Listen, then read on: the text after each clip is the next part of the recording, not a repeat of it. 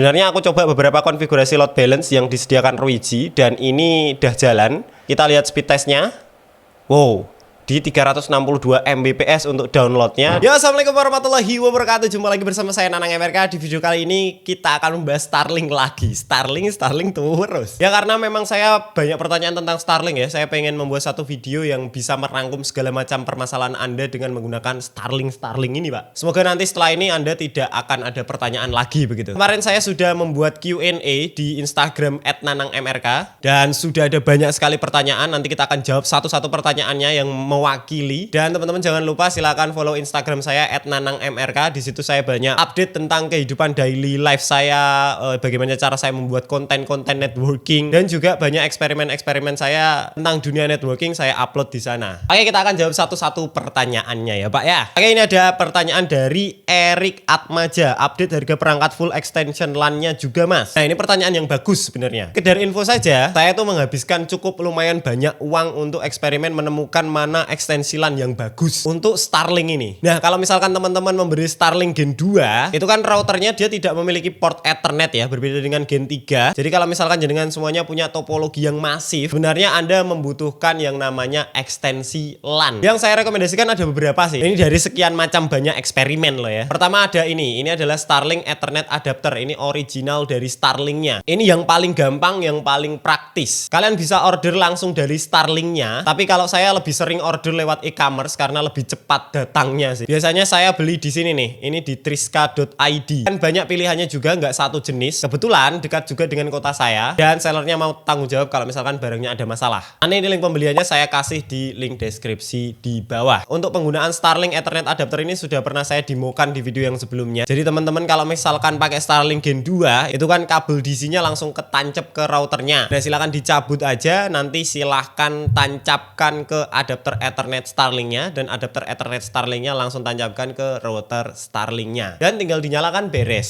Semudah itu dan sesimpel itu. Nanti Starlink Ethernet Adapter ini bisa bekerja dengan otomatis ya Pak ya, paling gampang gitu. Untuk Ethernet Starlink Adapter Ori ini dia biasanya memiliki banyak permasalahan, Pak. Saya sering mendapati speednya itu tidak bisa maksimal. Jadi misalkan Starlink kita bisa dapat internet 200 Mbps begitu ya, tapi melalui Starlink Ethernet Adapter ini dia hanya bisa mampu 50 atau 60 Mbps. Dan setelah saya coba-coba, akhirnya saya menemukan solusi, yaitu dengan cara di bypass routernya. Dan itu speed yang muncul dari Ethernetnya dia jauh lebih baik daripada kalau routernya tidak di bypass. Nah, ketika router Starlink itu di bypass, maka dia tidak ada fungsinya ya Pak ya. Dia tidak akan memancarkan WiFi Starlink lagi, tetapi hanya melalui port Ethernet adapternya. Kan yuk sia-sia, apalagi Starlink routernya ini wattnya cukup besar untuk mempowering Starlinknya. Itu bisa 75 watt atau lebih Pak. Makanya juga ada adapter yang sering saya pakai juga, yaitu adapter ini Pak. Ini saya juga beli dari triska.id. Ini namanya adapter Ethernet third party dari Yaoseng ya Pak ya. Dan harganya jauh lebih terjangkau. Jadi dia modelnya 2-in-1 atau 3-in-1 seperti ini. Cara pemakaiannya gampang banget Pak. Dari disk Starlinknya ini kan punya kabel DC yang konektornya aneh kan. Nah, ini kita tinggal masukkan ke adapter Yaoseng, terus kita kasih power 48 volt. Bisa dari adapter biasa kayak gini atau dari adapter jaring juga bisa. Ini aman banget ya Pak ya, karena ada fuse-nya, dan kalau ada konsleting, fuse-nya kita tinggal ganti aja. Dan kalau sudah menyala biasanya saya masukkan ke router-router Ruiji saya. Kalau di rumah kan saya pakai router Ruiji,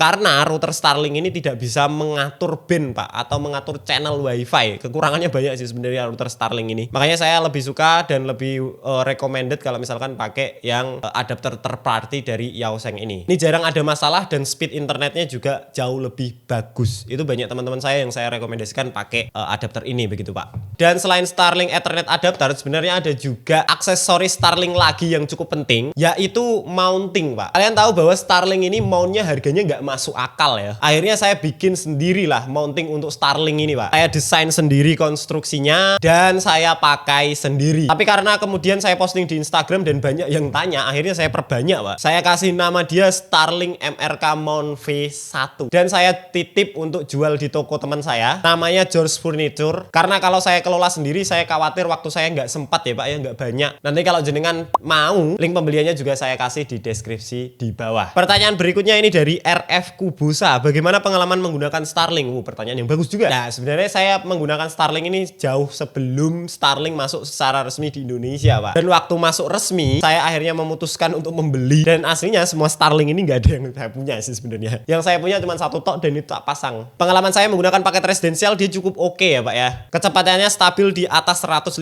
Mbps kalau di sini ketika cuaca cerah, dan kalau hujan dia kadang-kadang drop, cuman dia masih memberikan saya koneksi internet yang cukup bagus. Untuk penggunaan pribadi saya sebagai seorang content creator seperti upload video, live streaming, dan paling ngegame ringan, itu sangat bagus, bahkan jauh lebih bagus daripada awal ketika saya memakai Starlink di sini. Sekarang ping latensinya jauh lebih kecil, Pak, bisa di 25 milisecond. Itu sangat bagus sekali, setara dengan layanan internet kabel yang saya punya sih by the way. Dan kadangkala saya dengan tim @Starlink Jateng memindahkan paket residensial ini di berbagai macam tempat di Jawa Tengah ya Pak. Karena banyak sekali yang meminta untuk saya mengadakan Starlink untuk mereka, dan biasanya mereka mau coba dulu, makanya saya harus memindahkan paket saya yang residensial itu ke tempat-tempat yang mau saya kunjungi begitu. Dan saya sudah mencoba di tempat-tempat dengan kontur gunung, kontur hutan, kontur laut, pesisir laut. Wah, semuanya dia pasti menyala, kecuali eksperimen kita kemarin yang di tengah-tengah laut itu dia nggak nyala sih by the way. Pertanyaan berikutnya dari Arif DWY. Kalau buat RT RWNet gimana? Ini pertanyaan yang sangat sering sekali ditanya. Mas, apakah Starlink bisa dijadikan sebagai ISP RT RWNet? Jawabannya sebenarnya semua ISP bisa dijadikan sebagai sumber internet RT RWNet. Tetapi perlu dicatat, pertanyaannya salah. Bukan apakah bisa atau tidak, tapi harusnya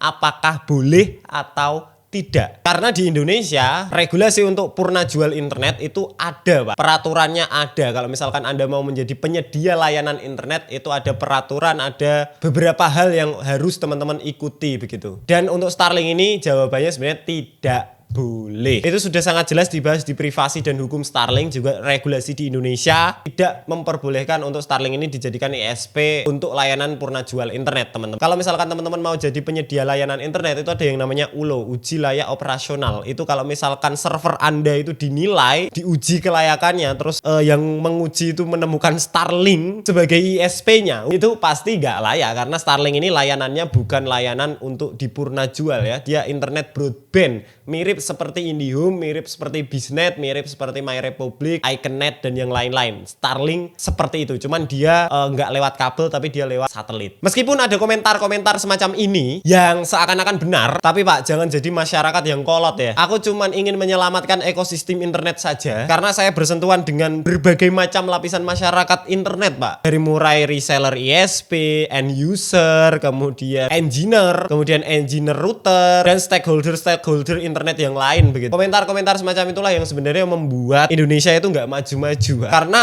masyarakat-masyarakat yang seperti itulah yang menyebabkan pengusaha asing malas masuk ke Indonesia begitu. Bayangkan Pak, nilai investasi Starlink di Indonesia itu cuma berapa puluh miliar saja. Itu tidak jauh lebih besar daripada korupsi BTS. Bayangkan hanya dengan nilai investasi 30 miliar saja dengan Starlink ini, di Papua sekarang sudah banyak sekali orang yang bisa mendapatkan internet. Di belahan Indonesia yang sangat terpencil, sekarang orang bisa internetan Pak di mana-mana. Dan Anda mau merusak ekosistemnya dengan memperkaya diri Anda sendiri. Wah, itu gak masuk akal sih. Kalau misalkan saya jadi Elon Musk ya, mau investasi di Indonesia besar-besaran buat Starlink ini, Anda tahu Indonesia kepastian hukumnya serak patek jelas. Saya nggak mau membuang banyak uang di sini sih sebenarnya untuk investasi. Yes, 30 miliar lah, itu angka terbaik yang bisa saya tawarkan paling teh. Aku jadi Elon Musk loh ya. Ya, saya hanya bisa mengingatkan saja, tolong digunakan dengan bijak barang ini. Pertanyaan berikutnya dari Resno Febrianto. Starlink saya suka tiba-tiba offline, kenapa ya? Nah, Starlink ini bukan dewa internet ya Pak ya. Tentu ada kekurangan dan juga kelebihannya. Saya sendiri pernah mengalami Starlink dia tiba-tiba offline, itu cukup lumayan sering, yang tidak tahu apa sebabnya. Tapi kalau saya perhatikan, Starlink ini kan dia menggunakan teknologi yang namanya fast array. Jadi kalau misalkan kita bongkar, di dalam ini ada banyak antena kecil-kecil begitu,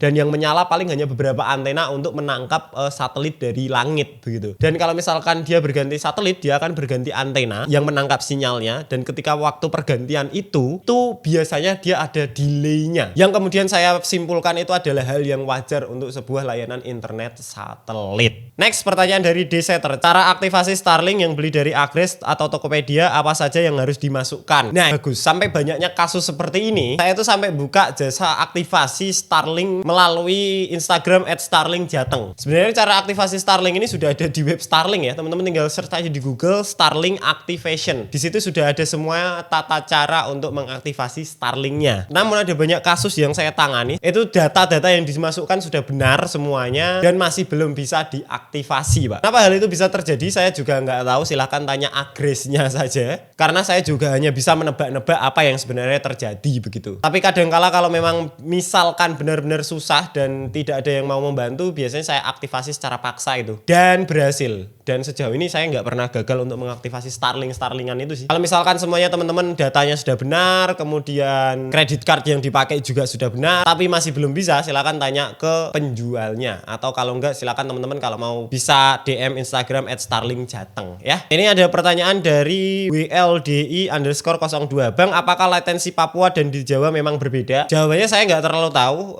Satelitnya itu berada di mana-mana saja titik-titiknya. Tapi yang pasti semakin jauh satelitnya, yang pasti latensinya akan semakin besar ya Pak ya. Kalau di Jawa di sini latensinya 23 milisecond. Kalau di Papua itu masih 250, kadang ada yang 100. 100 itu sudah bagus kalau di Papua. Dan sekali lagi layanan ini broadband ya Pak ya. Jadi semakin banyak penggunanya akan semakin menurun bandwidth internet yang bisa dia berikan. Enggak cuman Starlink tok yang seperti itu, tapi di berbagai macam layanan internet itu menerapkan model yang namanya broadband seperti itu. Ini pertanyaan dari Mas Riz 14. Starlink di load balance bisa nggak Bang? Oh, mari kita coba. Oke, sekarang aku mau coba dua Starlink saya load balance. Ini satu paket residensial, satu paket jelajah. Sama-sama Starlink Gen 2, satu pakai adapter Yaoseng ini. Langsung aku masukin ke Ruiji RGEG 105 GWT.